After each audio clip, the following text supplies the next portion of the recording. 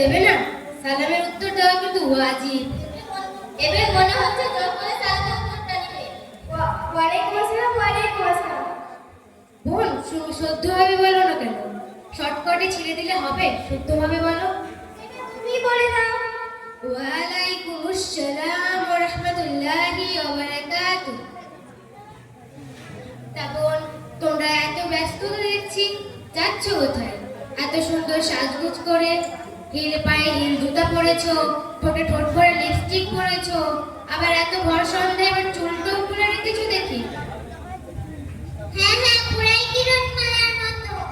কি বলছো? কেন তুমি শুনতে পাওনি? শুনতে পেলে কি আর তোকে জিজ্ঞাসা করতাম? ছোট মুখে এত বড় বড় কথা। হ্যাঁ, ঠিক বলেছিস। ছি ছি বোন, এসব তোমরা কি বলছো? আমি তোকে এই শিক্ষা দিয়েছি, বড়দের সঙ্গে কিভাবে কথা বলতে হয় তুই জানিস না? এখন কি করতে হবে সেটাও আমি তোকে বলবো। হ্যাঁ আপু, বুঝলাম। আমার ভুল হয়েছে, আমার অন্যায় হয়েছে। আমাকে তোমরা মাফ করবা। থাক থাক, আর আগে কিন্তু দেখাতে হবে না। তারপরে আবার দেখ, ড্রামা শুরু করেছে। ছি ছি বোন, এসব কি বলছো? নাউজুবিল্লাহ, আস্তাগফিরুল্লাহ। দেখি দেখি তোমাদের নাটকটা শেষে আমাদের রাস্তাতে ছাড়ো তো দেখি। আমাদের আবার তার কাছে ভাবি যেতে হবে। লাভ, মিডিল ক্লাসের লোকজনও দেখবে না। আর আমরা তো জানি ফার্স্ট ক্লাসের লোক। বোন, তোমরা এত রাতে না গেলেও পারো। রাত এতটা হয়নি। কিন্তু রাতে তোদের বেশি দেরি নেই। এসব পার্টি রাত হলে হয়। এনাও, এখানে আমাদের বাবা মা এসেছে। কে আছে রে জামাটা রে? এটা মানে বলে না, মায়ের চেয়ে আমরা বেশি। এই সেটা বোন, দেখো, ছেড়ে প্রথমত বলো। তোমরা কুকাজ কোথায় রেখে করতে যাচ্ছ, আর দ্বিতীয়ত আমি তোমার মাসিও না আর মাও না। আমি তোমার মানে তোমাদের ইনফ্যাক্ট তোমার দুঃসম্পর্কের বোন মাত্র। আর দেখো তোমরা গ্রামের এই পিজা, সবাইকে এই পিজা। মিশিয়ে মুসলমান ধর্মকে অপমান করে চলে যেতে পারো না। আশিকা এবং আফিকা, তোমরা গ্রামের সম্মানটা একটু বজায় রাখো। আর তোমরা কি পিছাও না। মুসলমান হওয়াটাই খুব বেশি জরুরি? মানে মানে কি বলতে চাও সাবানা? মানে আমি এটাই বলতে চাইছি যে তুমি কিনা সেই দিন মানে গত পরশু ফেসবুকে আপলোড করলে যে একটা মুসলমানের গায়ে যদি এক টুকরো ভোটের এক টুকরো ফুলের এই লেকচারগুলো তো অনেক ঝেড়েছে। অবাক লাগছে যে যার কিনা মাথাতে কোনো ওড়না নেই, যার কিনা কোনো পর্দা নেই, সেই কিনা বলে আলহামদুলিল্লাহ মুসলিম। দেখেছো যে একবার আমাদের গ্রাম বা আমাদের মুসলিম ধর্মের কিছু একটা ভারতের হতে চলেছে, তখন তোমরা বলে দিলে আলহামদুলিল্লাহ মুসলিম।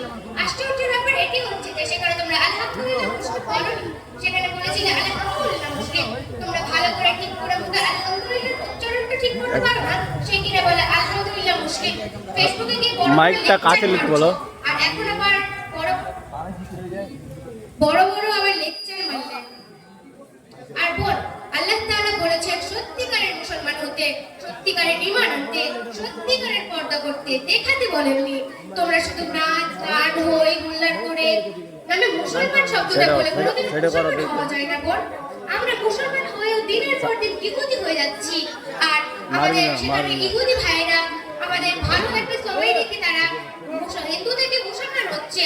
এই কিছুদিন আগে দুইটা লোক হলো না আমাদের মুসলমান ধর্ম, আমরা মুসলমান হওয়ার পরও নামাজ রোজা কিছুই করি না, ইত্যাদি ইত্যাদি কাজগুলো যেসব আমাদের মুসলমানদের করা উচিত সেগুলো কিছুই করি না। আমরা শুধু আমরা টোটো করে ঘুরে বেড়াচ্ছি পাড়ায় পাড়ায় আর বলে যাচ্ছি যে আলহামদুলিল্লাহ মুসলিম। এতে কোনোদিন মুসলমান হওয়া যায় না বোন। দেখো, আল্লাহ ছাড় দেয়, কোনোদিনও ছেড়ে দেয় না। আর ছাড় দেয় মানে এটাই যে একটিবার সুযোগ দেয়, আর সেই সুযোগটা ভালো কাজ করতে শেখো, সেই সুযোগটা ভালো কাজে লাগাতে শেখো বোন। আশিকা, এই মেয়েটা মানে তোমার বোন পর্দা করে? সরতে করো। হ্যাঁ, আমি সেই 7 এই, বছর থেকে পিছনে নাও। পর্দা করি। পিছনে নাও। আর প্রতিটি মুসলমান নারীরই 7 বছর থেকে পর্দা করা উচিত। তা তোমরা কোথায় যাচ্ছ? আমরা যাচ্ছি না, এখন আমরা আসলাম। কোথা থেকে? উত্তর থেকে।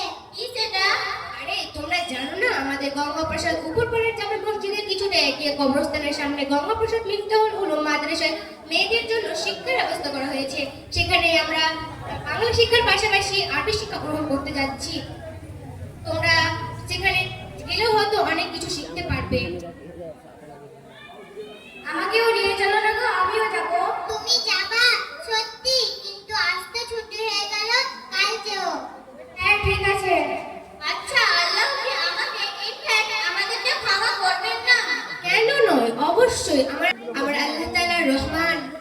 রহিম। তিনার কাছে চাও না কেন তুমি? একবার চেয়েই দেখো, অবশ্যই পাবে তুমি। তিনার কাছে তওবা করে ক্ষমা চাও না কেন তুমি? চাও, অবশ্যই পাবে। রাসূলুল্লাহ সাল্লাল্লাহু আলাইহি ওয়াসাল্লাম বলেছেন আমাদেরকে ক্ষমা চাইতে আল্লাহ তাআলার কাছে, কারণ তুমি চাও কিন্তু পেলে না, আবার চাও পেলে না, কিন্তু আল্লাহ তাআলার কাছেই চাও, হার ছেড়ো না। কারণ সেখানে একমাত্র আল্লাহ তাআলাই আছে যে তিনি মাত্র শুধু দিতে পারবেন যেটা তুমি চাও, অন্য কোনো চাইবে না, অন্য মানুষ দিতে পারবে না।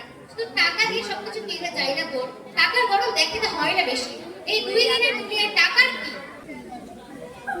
আচ্ছা, ছেলেদের কোনো ব্যবস্থা করা হয়নি, শুধু মেয়েদেরই ব্যবস্থা করা হয়েছে?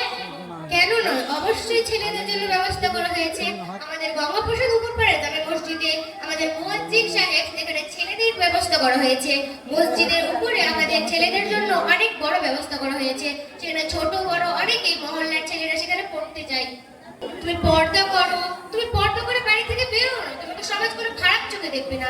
তুমি পর্দা করবে, তুমি নামাজ পড়বে, আর তোমার যদি বেশি অস্বস্তি মনে লাগে ক্লাব কেন যাবে তোমার মসজিদ পড়তে?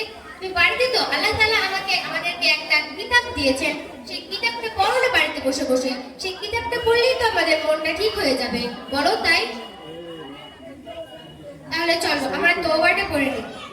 আস্তাগফিরুল্লাহাল্লাযী আস্তাগফিরুল্লাহাল্লাযী লা ইলাহা লা ইলাহা ইল্লা হুয়াল হাইয়ুল কাইয়্যুম ওয়া আতুবু ইলাইহি ওয়া আতুবু ইলাইহি লা হাওলা লা হাওলা ওয়া লা কুওয়াতা ওয়া লা কুওয়াতা ইল্লা বিল্লাহিল আলিয়্যিল আযীম।